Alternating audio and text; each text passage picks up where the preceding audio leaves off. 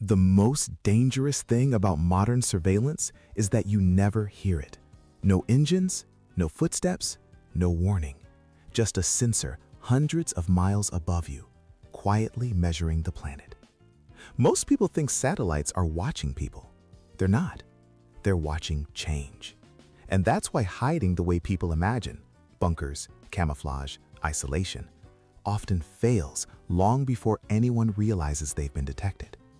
Tonight, we're breaking down how satellites actually track human activity, why most concealment strategies collapse under physics, and what history teaches us about staying unnoticed in a world that never stops measuring itself.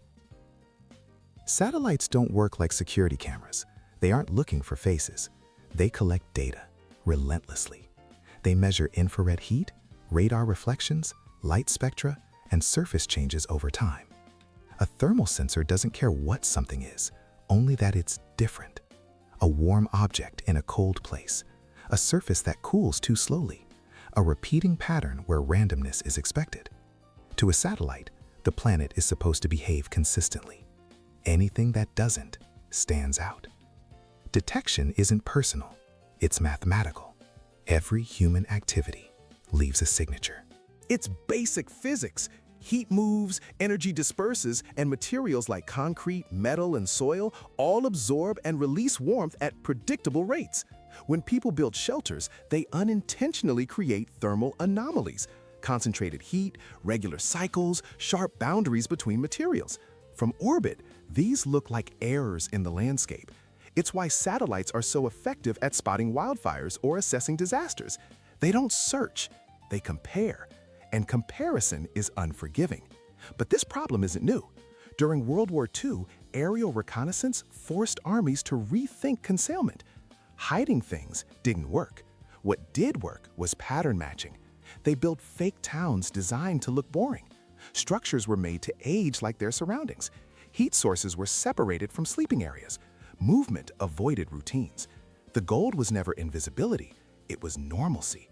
If something behaved like everything else around it, it wasn't worth a second look.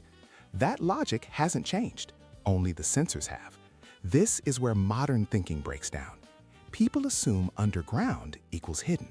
But underground spaces trap heat, vent it in predictable ways, and create consistent thermal cycles. To a satellite, that consistency is a beacon. A spot that stays warm when everything else cools becomes easy to flag over time. The brutal irony is that the more permanent and rigid a structure is, the easier it becomes to track.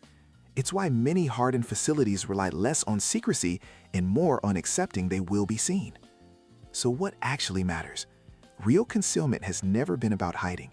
It's about not changing the environment enough to matter. Natural landscapes are already noisy with fluctuations. Forests trap heat unevenly. Water constantly redistributes temperature. Urban ruins hold residual warmth.